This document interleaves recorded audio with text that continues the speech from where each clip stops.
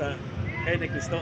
Imo bang ipasabot nga ang mga testimonyo sa mga apostoles nga dugay kuyog-kuyog ni Kristo, ang testimonyo ni Virgin Maria nga dugay yun kay ginahan, ang testimonyo sa mga disipulos o ang mga saksi ni atong higayunan itabok nga namatay si Kristo, kadto silang tanan sayop ang ilang pamahayag o ang inyong husto nga nitunganan sa mga 640 ang inyong Quran.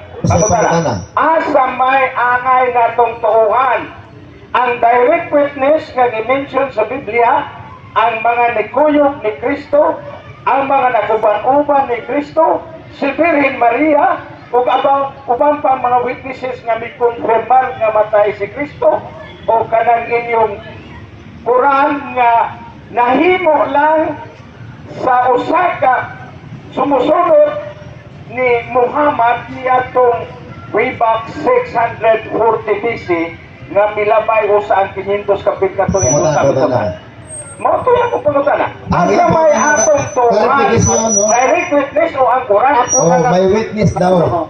Okay, ako tubagon.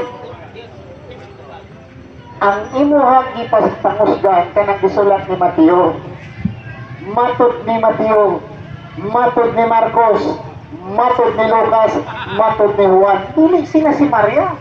Dili libro ni Maria na, libro na ni Mateo.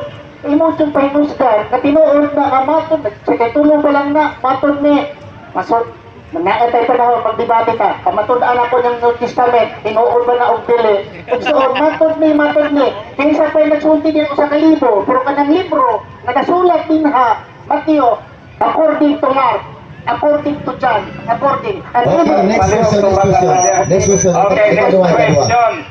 Okay. Itong isang Catholic faith defender, ito ay palagi kong na-encuentro dyan sa Boulevard. Ito iba itong style niya pag magtatanong, ire-rebat niya. So nagsimula pa lang, sabi ko, walang rebuttal. At saka iba ito, magaling ito sa paninira sa Islam kung hindi ka nakaharap. Pero hinahamon ko ito ng debate ay hanggang ngayon hindi man kumakasa. Okay? Ang rason niya, nga si Maria, ibang nga Maria, sila Jose, ay matagal na daw nga kasama ni Kristo. Oo, hindi tayo aatras diyan. Totoo. Totoo 'yun. Pero yung sinulat na 'yan, ay kailan ba sinulat? Gaya ng Juan, sinulat ay ilang dekada na, about 100 or more than 100 years ang edad. Mga aklat na yan bago sinulat. Mayroong pinakaaga is about 60 to 70 AD sinulat ang kay Marcos. So yung mga kasamahan ni Kristo, wala tayong question. Ang kini-question natin dyan, yung aklat na existing today, which even the Christian scholars, sila na nagsasabi na ito ay hindi authored by Matthew. Sinabi nga dyan, according to Matthew, according to Mark, according to Luke, according to John, according, kayo po ba kung magsulat kayo ng aklat ay according to,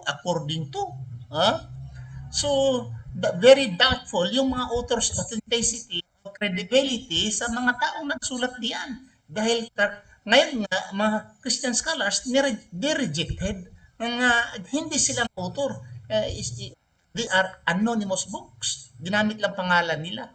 At saka, yung sabi naman niya ay lumabas daw ang Quran, paniniwalaan natin yan na about, sabi niya, 640 AD lang.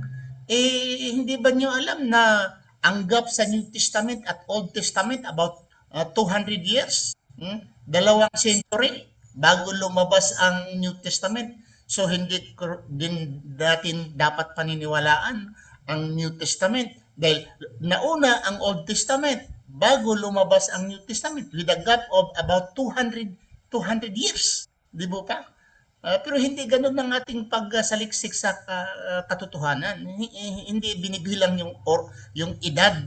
Tingnan, nababasahin natin. Example.